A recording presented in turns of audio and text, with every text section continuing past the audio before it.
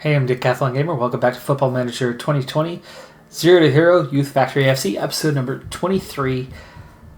I made a decision that at least for the next 2 seasons or so, I'm going to really increase the pace at which we cover the seasons within these episodes, just largely due to kind of the repetitive nature of where we're at right now.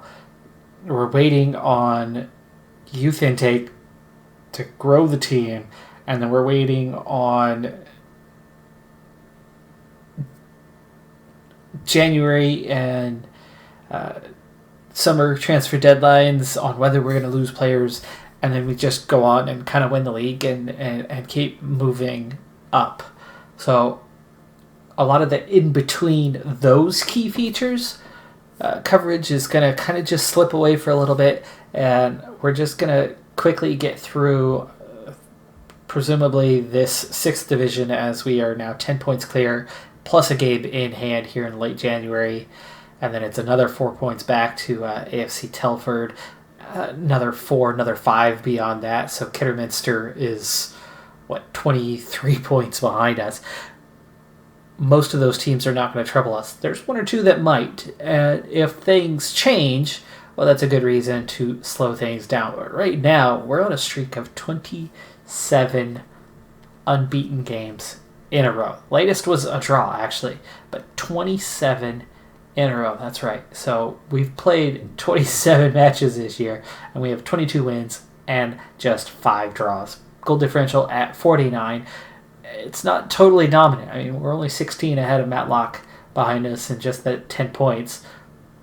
But it's making the difference. We're out of the FA Cup. FA Trophy still going on, though. Target is to win it. We're into the 3rd round. Right now, the big news, as I'll briefly kind of push this forward just a little bit, the big news at the moment is that most of the first team players, and by most, I really mean most, are now into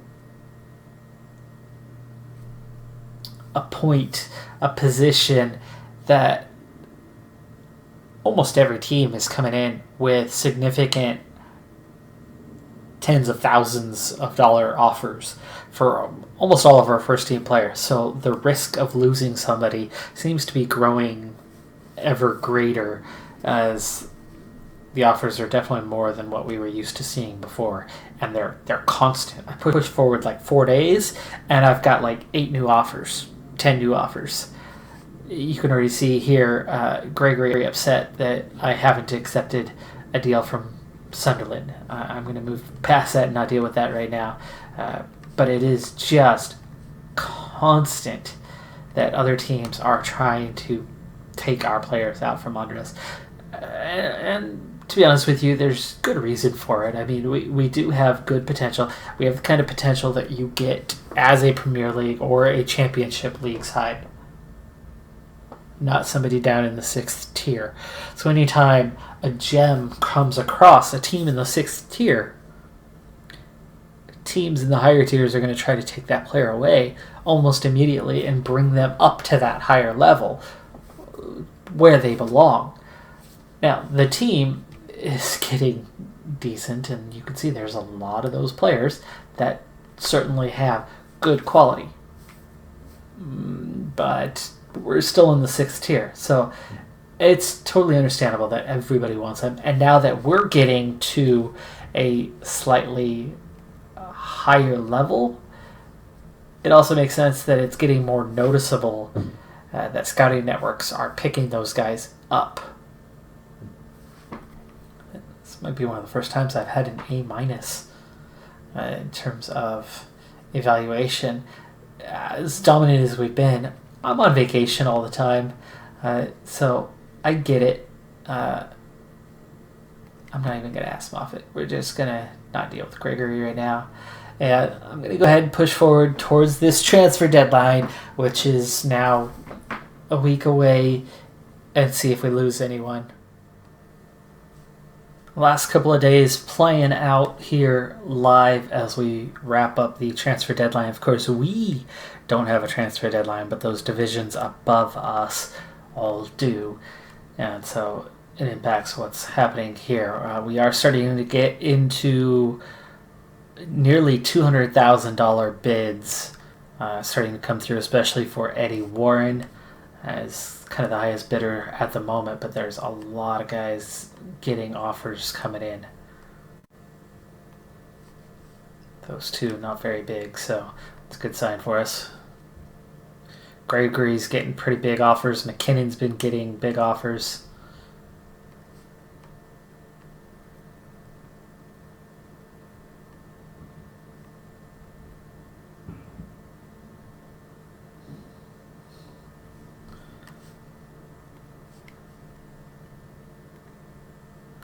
No, I will not allow him to leave.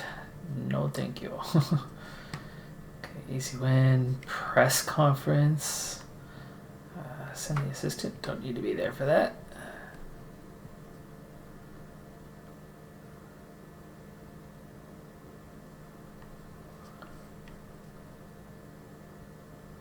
Okay, it's just 9 a.m. We've got a lot of days still to go.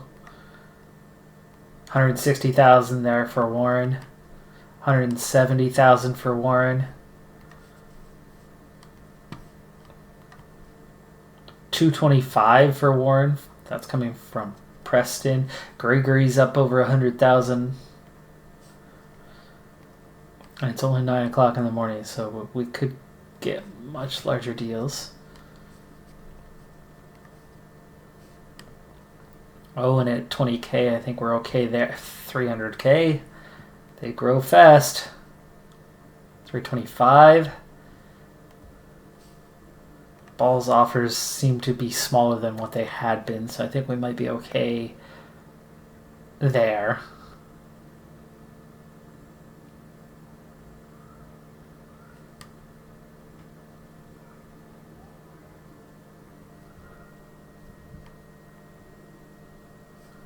By the way,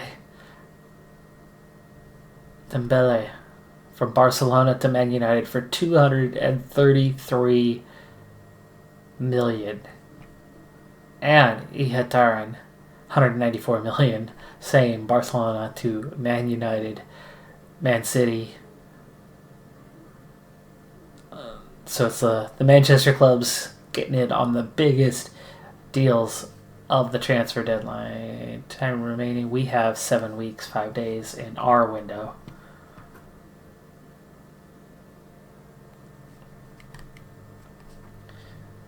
Oh gosh, I think we're about to lose. I think we have a deal that's about to go through. 450 on Warren. We'll check on this in a second. Oh, come on. 500,000 is not a big deal. It's not enough. Why are you accepting that? Blackburn made an offer of 500,000 subject to conditions. It may eventually go to 600,000. President Joe Brown feels this offer was too good to refuse and has decided to take matters in his own hands by accepting the transfer bid on behalf of the management. You could easily be getting over $1 million. I could fight this, but I'm not going to fight it over Warren. There you go, already 550, and you're turning that down. 600,000. So that, apparently that's the threshold. There's another deal, 600 Bristol City. So Blackburn, Bristol City both in. Cardiff. Guarantee there's 3 offers coming in there. Somebody's gonna. One of them's gonna get accepted.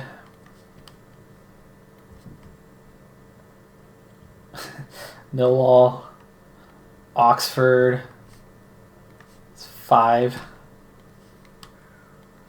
It's only 1 o'clock in the afternoon. Preston, Reading. You have that many teams coming in with a similar offer, already up to $750,000 with Sheffield Wednesday. Why wouldn't you hold out a little bit longer in the day and accept a bigger deal? They're obviously willing to pay more than that. If you're going to steal a player right out from underneath me, and that's 2, by the way, because Scott Frame leaves in less than a week for San Jose. At least we're getting over $1 million for him. But that's nearly $2 million in transfer revenue coming in within the next week, which would be nice if most of it didn't end up going to taxes and us losing 2 key players and still expected to win out nonstop. And we're close to signing for Millwall. So he has agreed to a deal with Millwall. Skybet League One. I mean, that's not... We're going to be passing Millwall up in a couple seasons. He's turning down all the others. Board have agreed that $425,000 will be added to the transfer budget on completion of the deal. I mean, we are getting a good amount of money here, but they are raking in, the board raking in a really big payday for them. And there you go. Eddie Warren is now gone. So I suppose the one good thing is you can see that it's the physical attributes where he's really good. Mental, all right. Technical, yeah. He's not a well-rounded player, and there's a reason why he hasn't been our top guy. Day's not over yet. Hopefully the board is now willing to kind of shut things down and not screw us any further. I don't know why it's not allowing me... For some reason, it's not allowing me to... Transfer status.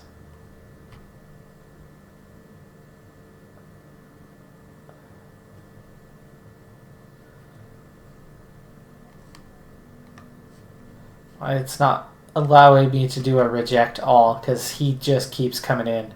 One offer after another on this guy. Ball, there you go, 61,000 on Ball, so he's starting to get up there. Gregory's starting to get up there. So there's still 3 or 4 guys that before the end of the day there could be something happening. Gregory 140. Day is far from done right now. Ball up to 80,000. Here you go again. Another offer for Nigel Madden. We're not getting the offer to do the ability to do away with it. Barry Ball 96,000. Now over 100,000.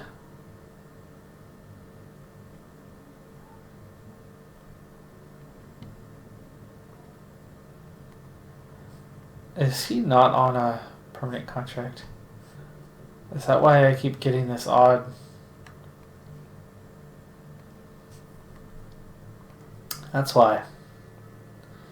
He's on a youth deal.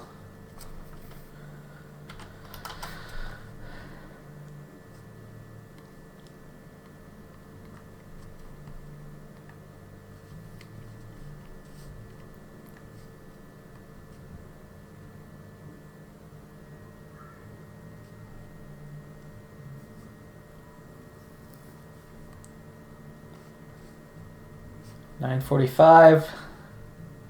185 on Gregory now. There, see? Now we have something. 200,000 for Gregory now.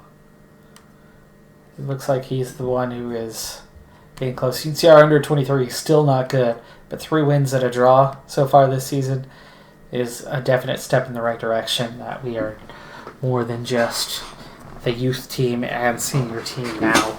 We are starting to develop the entire system and bring it along. Barry Ball, yeah, smaller offers again. Okay, and snubs Peterborough, that's good. Accepted the deal from us.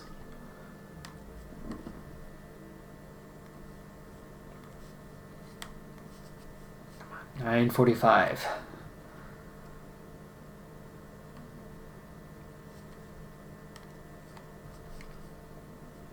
Okay, we've made it. It's the first. So it looks like 2 players are now lost. It's going to hurt a little bit. McKinnon, Ball, Gregory are the ones that had significant offers coming in that all got them excited, and they were looking for some sort of deal, some sort of move away. But I do have a vacancy at right back now. Tom Gregory, of course, would have been a good job to fill that in, but as he's playing our striker, who is it going to be? Forbes, maybe?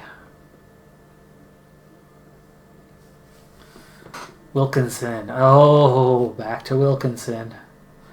And his low determination. Wilkinson's back to being the main guy.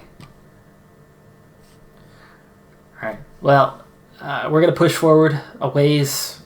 We're down 2 players. Things might not go as smoothly now as they have. I mean, Wilkinson is a major step down, though he's got tons of potential. It's just cannot get him to fix his personality. We've been working on it for a long time, and he's still low determination.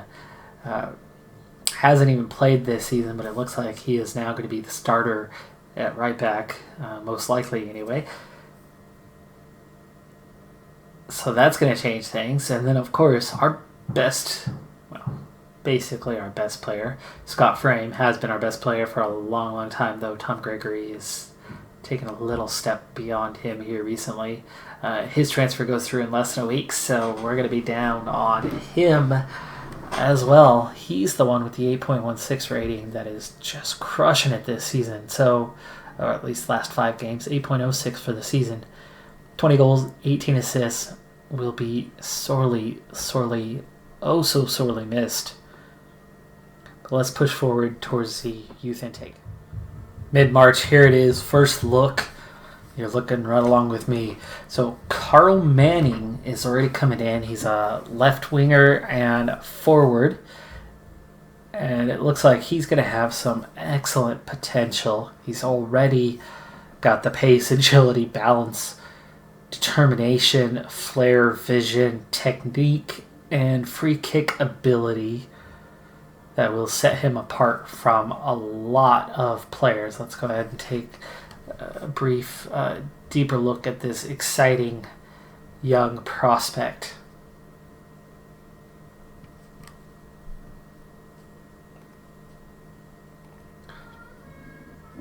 He'll need to work on his role as an inverted winger a little bit if we plan to play him there at all. But that's an excellent pickup for us. We've also got Dean Kelly in the same roles, including the central attacking mid, so the false 9 role, and then Brownlee, Jack Weir, and David Stewart. Looks like we've got about 5 or more excellent players coming in, plus an additional 4 or so who are pretty good. And really, we've only got 1 who's coming in quite poorly, and maybe 4 that we would probably not want to bring in. I'm going to skip over the attend game this year. You know, it is kind of that same thing over and over again with that. So we're going to kind of break it down, see what the players are, and keep this thing moving along, like I said, for a couple seasons here, just to get a little bit further along.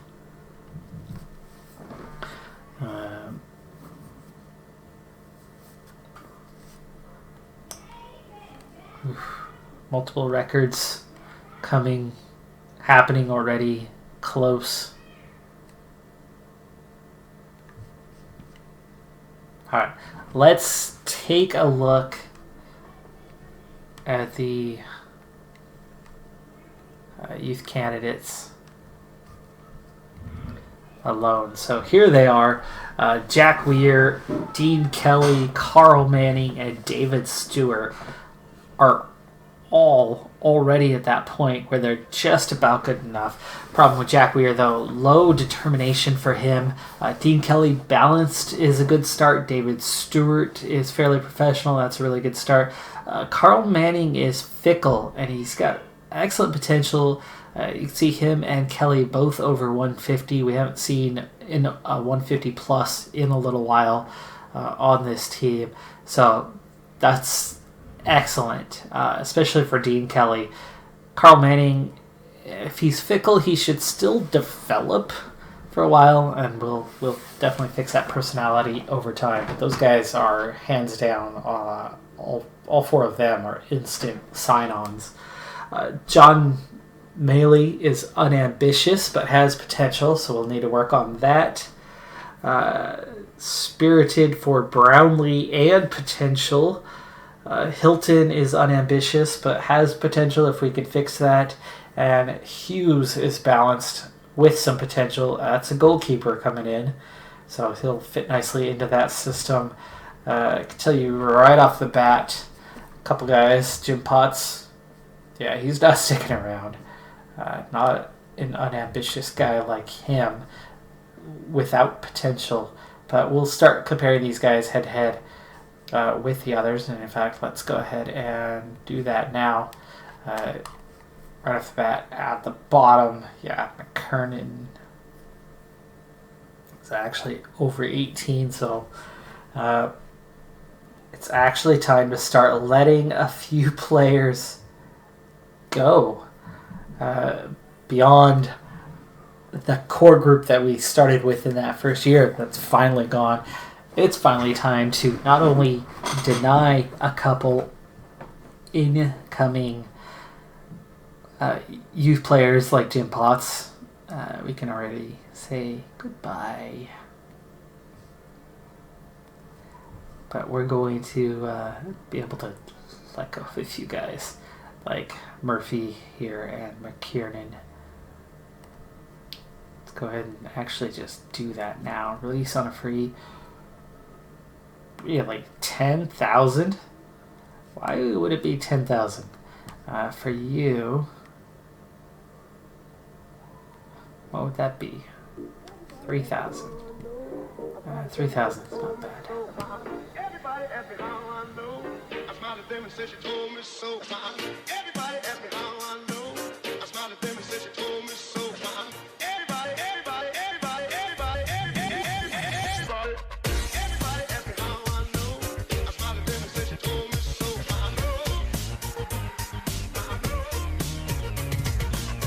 Everybody ask me how I know. I smiled at them and said she told me so.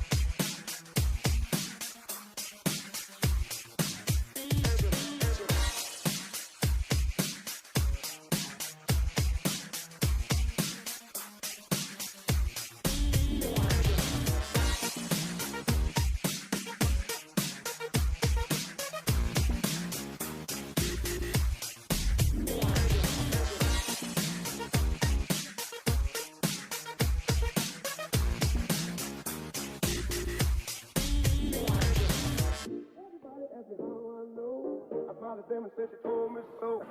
Everybody ask me how I know. I smiled at them and said she told me so. Everybody ask me how I know. I smiled at them and said she told me so. Everybody ask me how I know. I smiled at them and said she told me so. Everybody ask me how I know. I smiled at them and said she told me so.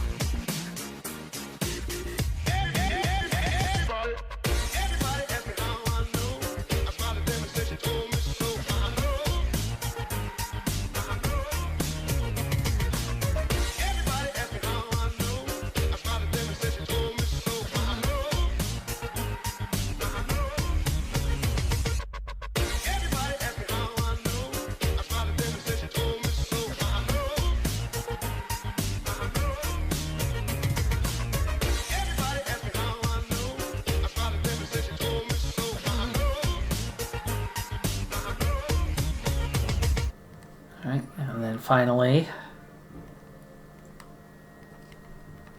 our forwards. Another one where we really only need about 7. This is a lot more than 7, but a lot of these guys play other positions. 2 new guys come in with the highest potential. Gregory should be the highest on the list, but he's taking that little downward trend with people coming along trying to buy him, making him upset he didn't make it, a little lazy. Jack Weir, yeah, we need to fix that. Jack Owens, that is frustrating that he is so far off. There's Mark Roberts, who we're letting go. Alright, looks like we've made kind of the main decisions that we need to make in terms of who's to go, who's to stay. And we certainly have a few players that are going to be making very, very quick moves up the ladder. And at this point, just a couple are let go, but we immediately released, 4 players additional, so that was about 6 we let go, make some room for new guys coming in.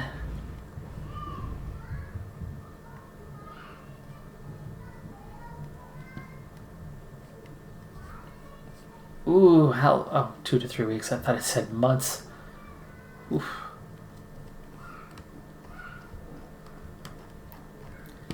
So obviously the U18s is now going to be fully loaded, but let's wait until these bids come in, and then off camera I will do the work, restructure the squad, bring players up to where they need to be, and that'll set us up for the run to end the season. In the league, we did get knocked out in the quarterfinal by Hartlepool, so that's unfortunate. We are out of the FA Trophy, we're out of the FA Cup, just the league to focus on, just 7 matches to go, and we're up by 17 points. 21 points is the most that can be scored in that stretch. So we're going to win the league here in a very, very short while. We are still undefeated, 29 wins, 6 draws, so really there's nothing to play for other than trying to maintain that win streak for the games without losses streak, the unbeaten streak for the entirety of the season. That's the only goal left to go for, realistically. Again, we lost 2 players this episode to big money. Fortunately, one of them wasn't even big money. Well, at least not that big. I guess $500,000 is a lot of money.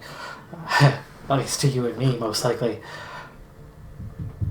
Really good youth intake, though. Really good youth intake. So the shuffle will begin. Again, some of the players have been kind of released and cleaned out. I think the U18s is going to be a little thinner. Yeah, a little. That's actually still pretty heavy. I've already moved some guys like Erdogan, though.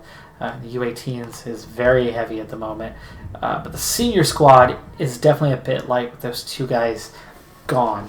And so I will be bringing up 2, 3, maybe 4 players to join the senior squad, and maybe, just maybe, it'll be time to do something about where did they go? Gibbet, Sramich, Cousins, Gallagher.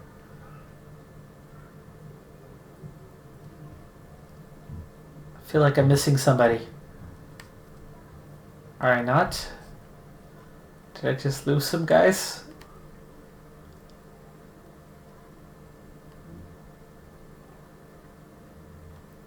Were those the players I released? No way. Did I release some senior players? I released the backup goalkeeper, which is now going to be Gallagher instead of Erdogan. Erdogan will take over as starter here. Anyway, I'll shuffle this around. Like I said, I'll be bringing up a few players to the senior squad, at least, maybe 4. So tune in next episode to find out who's there. Be sure to hit that like button, and I'll see you next time. Be safe out there. Bye for now.